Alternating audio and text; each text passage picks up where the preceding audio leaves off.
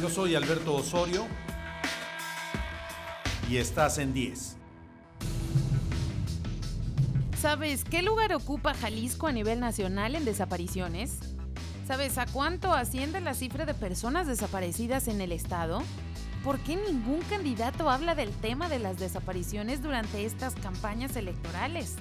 Para hablar de este tema, hoy en 10 está con nosotros Francisco Macías, integrante del Centro de Justicia para la Paz y el Desarrollo.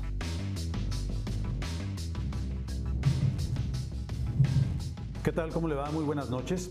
Estamos en la segunda entrega de En 10, este programa que le ofrecemos a través de la plataforma del diario digital Proyecto 10. En esta ocasión vamos a discutir un tema que no ha sido parte del debate que enfrentan los candidatos a distintos puestos de elección popular en la contienda de cara a las elecciones del 7 de junio. Fíjese que este asunto que vamos a abordar el día de hoy marca la pauta de lo que está ocurriendo en la República Mexicana hacia una gran cantidad de familias. Hablamos del tema de los desaparecidos, un asunto que los partidos políticos y los candidatos parece que no quieren abordar. Su servidor Alberto Osorio Méndez le da la más cordial bienvenida a esta entrega y también le damos la más cordial bienvenida a Francisco Macías Medina. Él es integrante del CEPAT, lo que es el Centro de Justicia para la Paz y el Desarrollo en el estado de Jalisco. Francisco, ¿cómo estás? Muy bien, muchas gracias por el espacio y muy importante el tema que se va a abordar el día de hoy. ¿Por qué no nos platicas?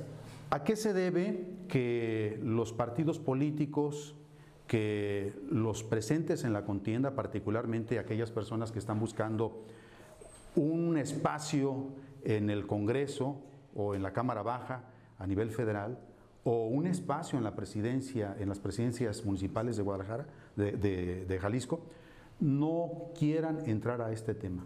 Como que le dan vuelta.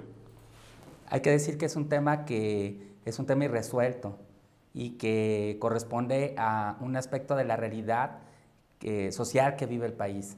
Es un problema de justicia, es un problema de construcción de nuevos derechos, el derecho a tener una aspiración de vida, a que la tengas, a que puedas decidir tu vida en el espacio en el que te estás desarrollando y que haya algo de violencia estructural que te lo impide.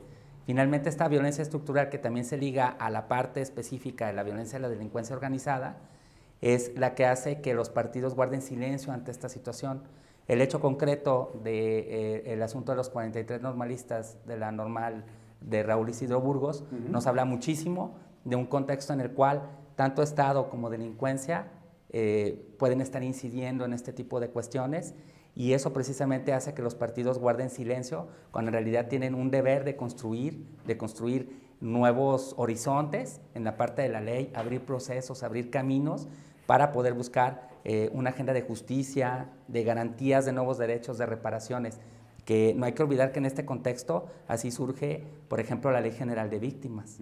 Jalisco tampoco fue ausente de este proceso. Actualmente hay una ley estatal de víctimas, pero en ambos casos, leyes que ha costado mucho trabajo el asunto de que se implementen. La exigencia de la gente, gracias a la exigencia de las personas, han logrado la realización de estos nuevos marcos legales que hablan de justicia, de memoria, de reparación, incluso de transparencia, de acceder a la información. Sin embargo, cuando esto se va a la operación, ¿sí?, por los actores propiamente que luego son elegidos para realizarla, llevarla a cabo, llevarla a la realidad, vemos una serie de atores, una serie de cuestiones que terminan por no garantizar los derechos. Ese es el caso, por ejemplo, de la Comisión Ejecutiva de Atención a Víctimas en el Distrito Federal. Y bueno, para poner un caso de Jalisco, apenas casi después de un año, ¿no?, de haberse promulgado esta ley estatal, apenas se está nombrando a 3 de las consejeras, ¿no? Sin presupuesto, sin estructura. Esa es la importancia que hay, incluso en la política pública de un gobierno, la cuestión de las víctimas de este tipo de cuestiones y de violaciones a los derechos humanos. Ahora, tú traes muy bien amarrados los datos técnicos de lo que está ocurriendo con este asunto, pero yo quiero plantearlo desde el punto de vista de lo que ocurre con una familia que de repente descubre que uno de sus integrantes no regresa a casa y que cuando vas a la fiscalía lo primero que te dicen: hay que dejar pasar 3 días para poder argumentar que sí, en efecto, es una persona extraviada, porque así lo manejan. Así es. O no localizada. Desaparecido, no localizada, no secuestrado, simplemente es una persona extraviada. Y luego el dejar pasar estas 72 horas, en la mayoría de las veces, resulta fatal, porque como está la situación, tan solo nos platicaba la candidata del Partido Acción Nacional al Distrito 11 local, Maribel Alfeirán de Col, que en el recorrido de su candidatura, en gran parte de lo que corresponde a la zona oriente de la ciudad, ya le han reportado varias personas desaparecidas a una candidata a un puesto de elección popular, ¿no? Yo creo que es muy importante el poder ubicar qué está sucediendo desde el punto de vista de las familias. ¿Cuántas familias en Jalisco tienen el reporte de que se les ha perdido una persona? Mira, primero es importante tomarlo desde las familias. Esta parte solo de las 72 horas, finalmente es un asunto que jamás fue un protocolo ni obedece a ninguna regla científica para la búsqueda. Incluso la parte de cómo se ha dividido entre extraviado, no localizado, ausente y desaparecido, es una clasificación que está hecha más para generar un lenguaje apropiado para la autoridad, pero no para la emergencia que están viviendo las familias. Oye, Francisco, porque ahí sucede algo muy grave, ¿no? Estas 72 horas, y te lo digo porque a mí me tocó vivirlo en familia, se le concedía a todos los muchachos de edad, supongamos 17, 25 años, cuando se le perdían al papá y a la mamá, y los policías judiciales estaban segurísimos que el muchacho andaba de parranda, que estaba en un bar, en un antro, y que por lo tanto había que dejarlo el fin de semana para que sacara todo lo que traía por dentro para tratar y también garantizar que regresaba el lunes sin tantas complicaciones. Pero han cambiado los escenarios, estamos viviendo una situación totalmente compleja. Exactamente, a eso me refería. Estas 72 horas surgen en un lapso de una sociedad en el que a lo mejor los papás sabían esta circunstancia que tú refieres, ¿no? Y que finalmente se va trasladando esto a una regla no escrita institucional, pero que está basada totalmente en el estigma o en la discriminación hacia ciertos grupos. Si es un joven, pues se fue a tomar a un lugar de diversión. Si es una mujer, se fue con el novio. Si es un trabajador, pues pregúntale a su patrón. Dependiendo el estrato que va identificando la autoridad, es la respuesta, una respuesta obviamente totalmente ilegal, totalmente violatoria a los derechos humanos, pero esas 72 horas están basadas en una autoridad que cierra la puerta al acceso a la justicia. Eso nos tiene que quedar muy claro. Por eso esas 72 horas se han derogado, por lo menos en el papel. En la práctica no es así. Nosotros todavía recibimos y registramos casos de familias en donde la primera regla, casos de Puerto Vallarta, casos de Ameca, de Tala, de muchos municipios, incluyendo en la Fiscalía Central, donde le siguen insistiendo en este detalle, y lo comento porque hay un protocolo. Una de las primeras cosas que hizo el fiscal general cuando entró es publicar un protocolo precisamente para eliminar esta regla de las 72 horas. Hoy es un protocolo que está incumplido. ¿Por qué? Porque la base, tenemos un Ministerio Público que su base es el estigma, su base es la discriminación hacia las personas. Y en los contextos, pues obviamente eso le obligaría a tener un contexto. Si tú hoy preguntas en qué contexto están desapareciendo las personas en Jalisco, pues en realidad no hay una explicación, como tampoco la hubo para ver cuántos grupos hay de la delincuencia organizada en Jalisco, su influencia. Durante mucho tiempo, lo que más ha costado trabajo es una información a la cual la ciudadanía tenemos plenamente acceso para saber qué está ocurriendo. No les estamos pidiendo que se diga la capacidad operativa, pero sin embargo te puedo decir, conectando con lo que me decías de los datos, en Jalisco, por ejemplo, del 2006 a la fecha, se han abierto 13.379 indagatorias, en donde se involucran a 14.932 desaparecidos. Esa es la cifra de Jalisco. ¿Cuál es la respuesta pública que le dieron al periodista Darwin Franco, un colega tuyo, y que escribió en el informe del CEPAT de este año? ¿Cuál es la respuesta? Pues que tienen un 89% de eficiencia. Es decir, que encuentran al 89% de las personas. Ese es el 90 si lo cerramos. El 90 si lo cerramos. Eso significaría que localizan a una persona una por día. Ese es el promedio. El asunto es que ya cuando lo llevas a la parte operativa de quién investiga, cómo investiga, qué contextos investiga. ¿Y cómo los encuentran? Porque puede ser que los encuentren. Tenemos el caso de la Agencia 12, que hasta hace poco tenía 4 policías. Cada policía tendría que haber resuelto pues más o menos como 2,000 casos.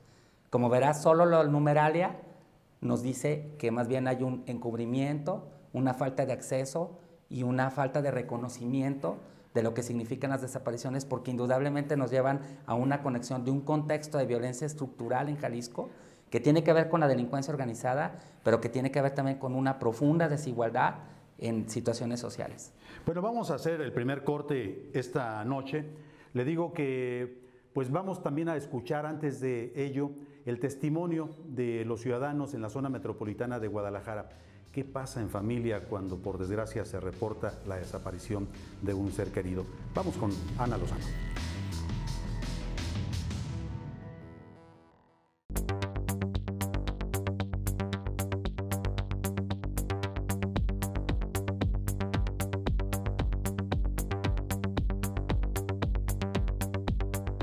Pues no tengo idea, pero somos ahorita de los más conocidos en este tipo, en esta situación. Adivinando qué será, el número 10 me imagino. Realmente no, pero tengo entendido que es en uno de los primeros lugares, ¿no? No sé exactamente qué lugar, pero creo que es de los primeros en desapariciones y secuestros. No sé.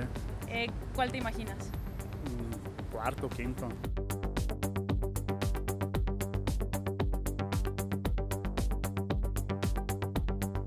No sé si Michoacán o Chihuahua. Tamaulipas. Tamaulipas. Me supongo que alguno del norte, ¿no? ¿Tijuana? También Jalisco.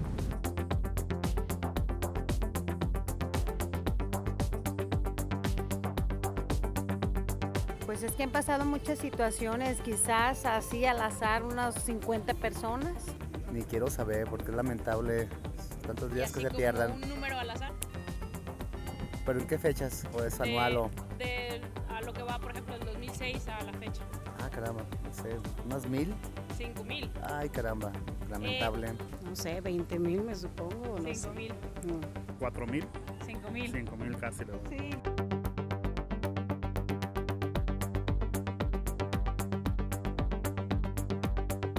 Pues a la policía, me imagino que ahí me derivarían al departamento pertinente, ¿verdad? El que llevaría el caso, pues sí, a la estancia adecuada. Por lo que se recomienda ir con las autoridades, pero la gente también ya teme ir con ellas. No, pues en primer lugar, obviamente, volverme loca, porque pues el dolor nadie lo quita, ¿no? Pero sí, definitivamente, aunque amenacen al que no debe uno de delatarlos a las autoridades, yo creo que es lo mejor que uno puede hacer, porque uno no puede solo contra el mundo. Pues ahora sí que a la policía, ¿no? A denunciar a la Procuraduría.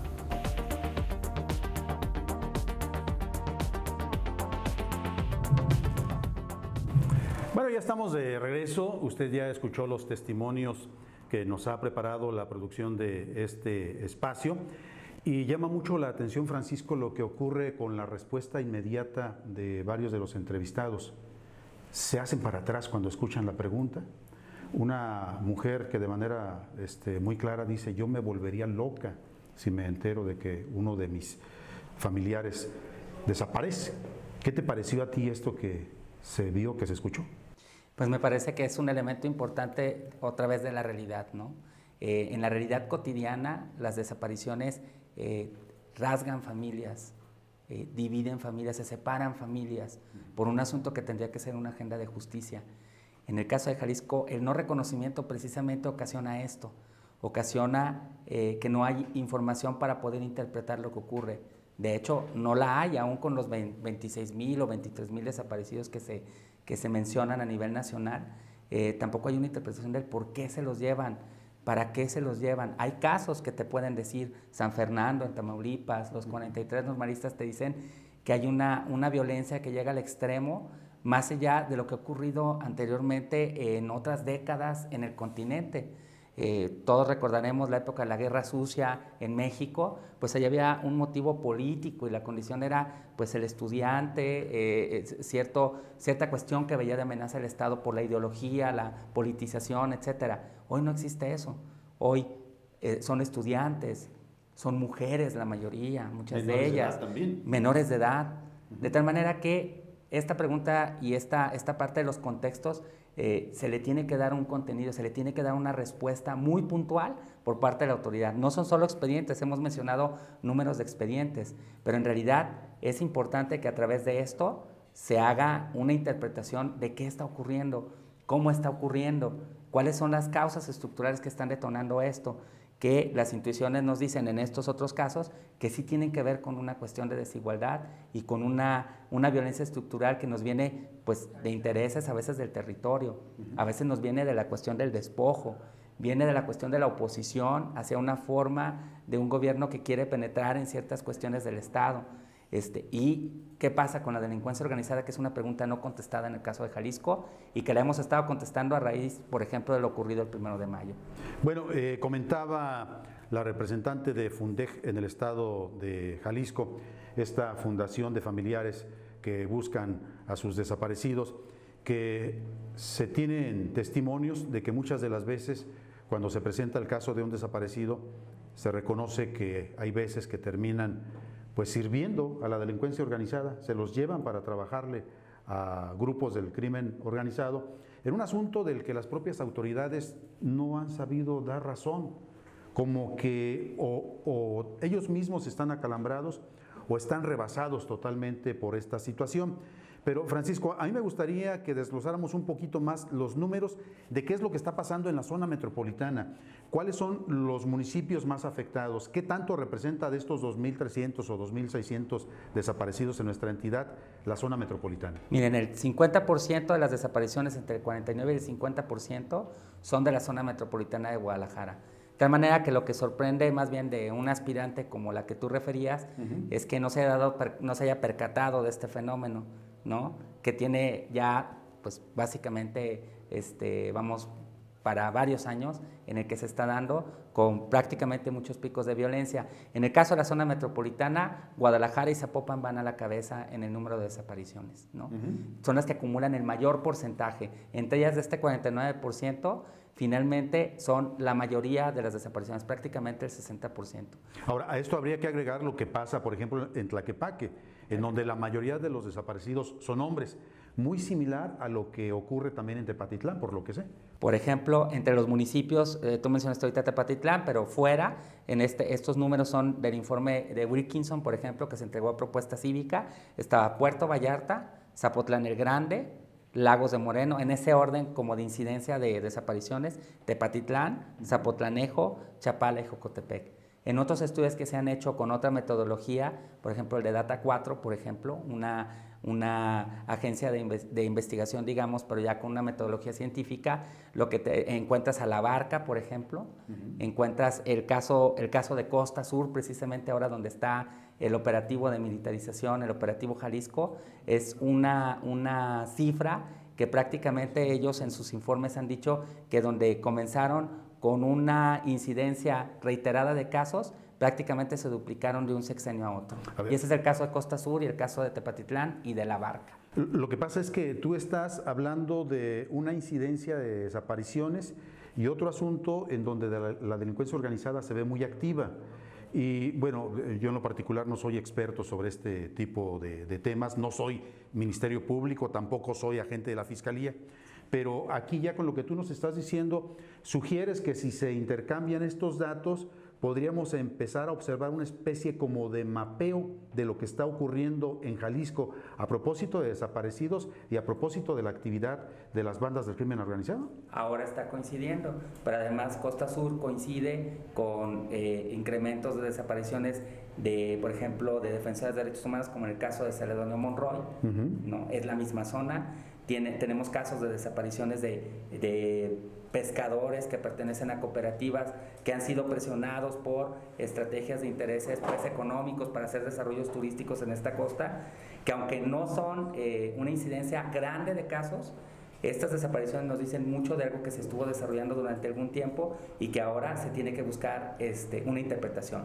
Con esto lo que quiere decir es que ahora, con la presencia del Operativo Jalisco en Costa Sur, lo que tenemos que identificar muy bien es si solo el interés es por un interés geográfico o un interés económico de este grupo que está asentado ahí, o tiene que ver con las dinámicas que se han venido dando durante muchos años, insisto, de despojo, de violaciones a derechos económicos, sociales y culturales, e incluso desaparición de defensores, que en el entorno tiene que ver, por ejemplo, minería, ¿no? Claro. Entre otros supuestos, ¿no? Esto, como bien lo dices tú, en el caso de nosotros tampoco somos agentes del Ministerio Público, pero por eso es importante hablar hoy del derecho a la verdad.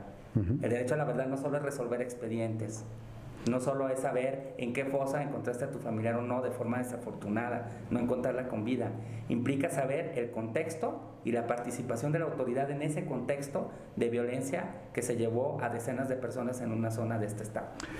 Francisco, este tema es muy, muy importante y sí, en efecto, lo que vemos es que los partidos políticos y los actores políticos no se quieren meter a él, pero tenemos que discutirlo. Alguien tiene que presentar la discusión de lo que está ocurriendo en este momento.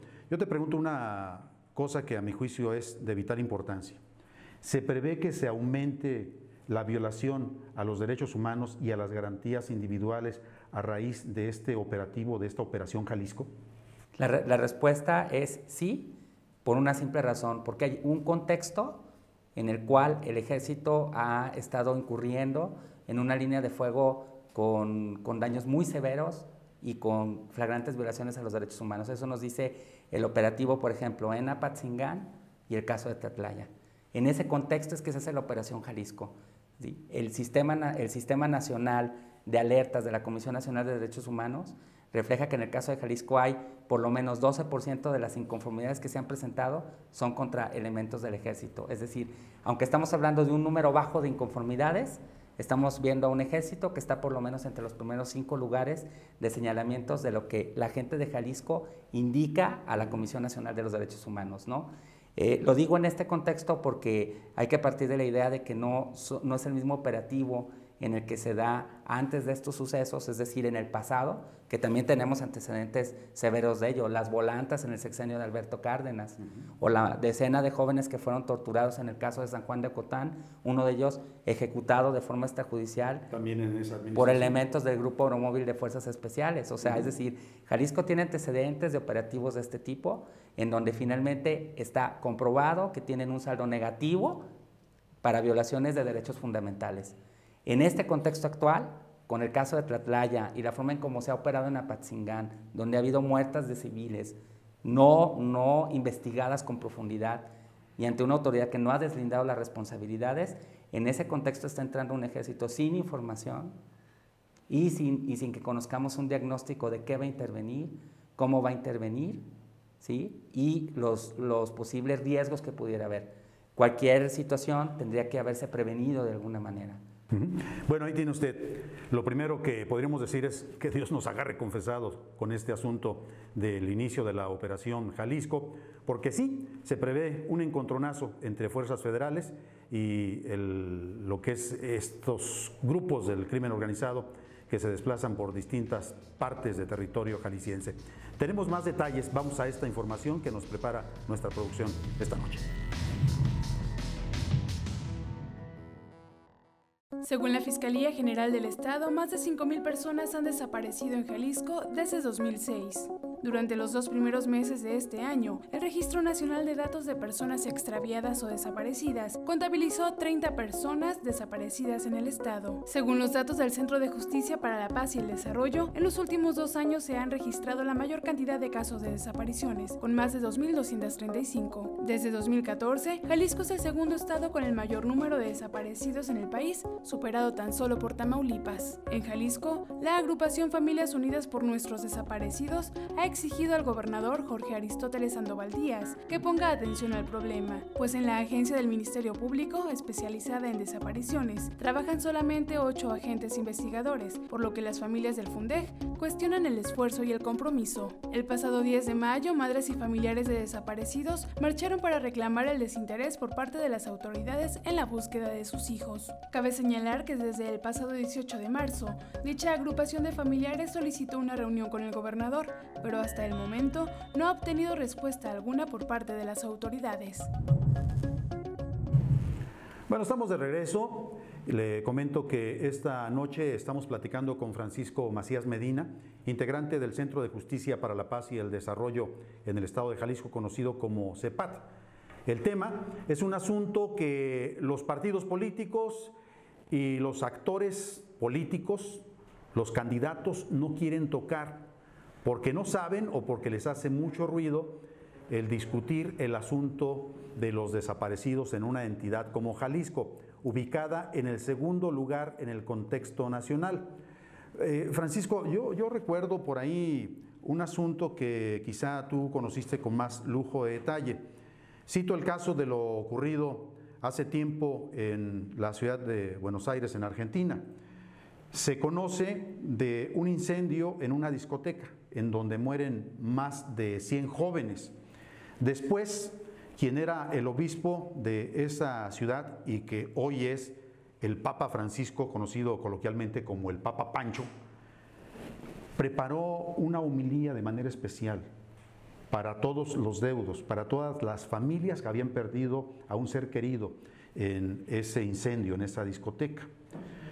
Yo vi algunas imágenes que se transmitieron en televisión y es tremendamente impactante el poder constatar que un líder moral, un líder religioso, se ponga a la altura de la necesidad de lo que la población quiere escuchar.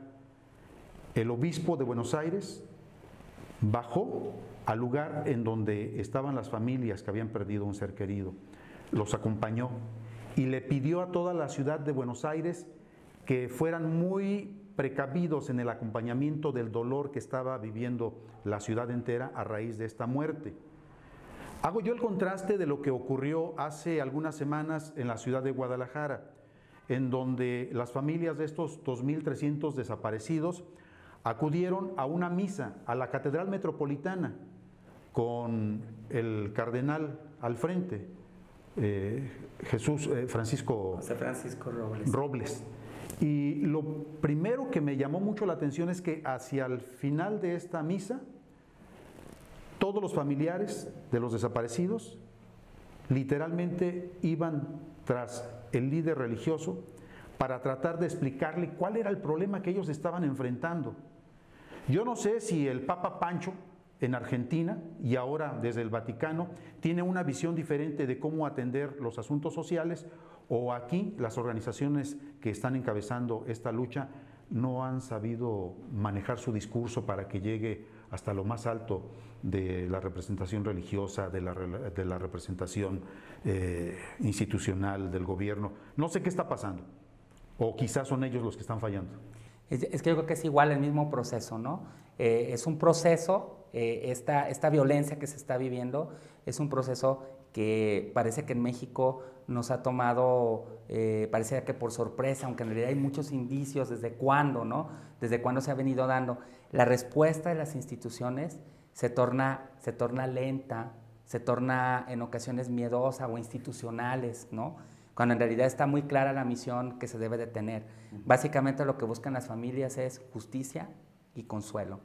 Y obviamente una parte por la experiencia latinoamericana, es muy probable que en otros continentes no sea de ese tipo, pero la experiencia latinoamericana es esa, de una iglesia que acompaña, de una iglesia que consuela, y que hay que decir que en México hay, por parte del mismo episcopado, hay experiencias diversas. Tienes, por ejemplo, en el caso de la diócesis de Chilpancingo, un programa pastoral de paz, por ejemplo, en donde cuando hay una víctima de la violencia, va un sacerdote, celebra, pero va además un equipo interdisciplinario que da una asesoría psicológica, jurídica, y eso es porque el obispo de Chilpancingo es más sensible que el de cualquier otra diócesis.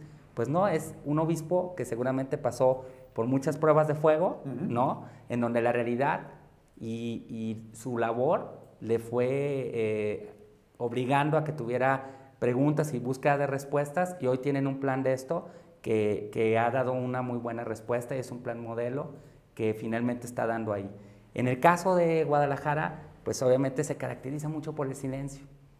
Hace unos días el propio gobernador decía de esta paz, ¿no? Una paz silenciosa, una paz que no nos da información. Que después dijo que era una paz narca. Así es, él la calificó. Dijo que los narcobloqueos eran él la calificó así, acciones vandálicas. Pero como verás, incluso la utilización del término de paz contagia las instituciones. Los desaparecidos hoy son la realidad, insistir en eso, la realidad del sistema de justicia, la realidad de la violencia estructural que está ocurriendo en Jalisco. Pero eso es una paz que pudre. Claro, no es paz. Tú no puedes hablar del sentido de paz cuando tienes a personas que no pueden decidir la vida que desean tener. No pueden tener una familia integrada como desean tener, que es lo mínimo. Mientras tú no hables de la garantía de esa profundidad como derecho humano básico, no puedes hablar de derechos políticos, no puedes pedir el voto, no puedes buscar que las elecciones estén en una tranquilidad. No, más bien, lo que se decide está sobre algo que va a volver a contar su tiempo para volver a dar muestras, ¿no? Entonces, volviendo a esta parte que comentábamos, finalmente es un proceso de las instituciones donde propiamente las mamás, como tú lo referías, en este caso Familias Unidas por Nuestros Desaparecidos Jalisco, ¿sí? Las madres han estado empujando esta agenda de justicia.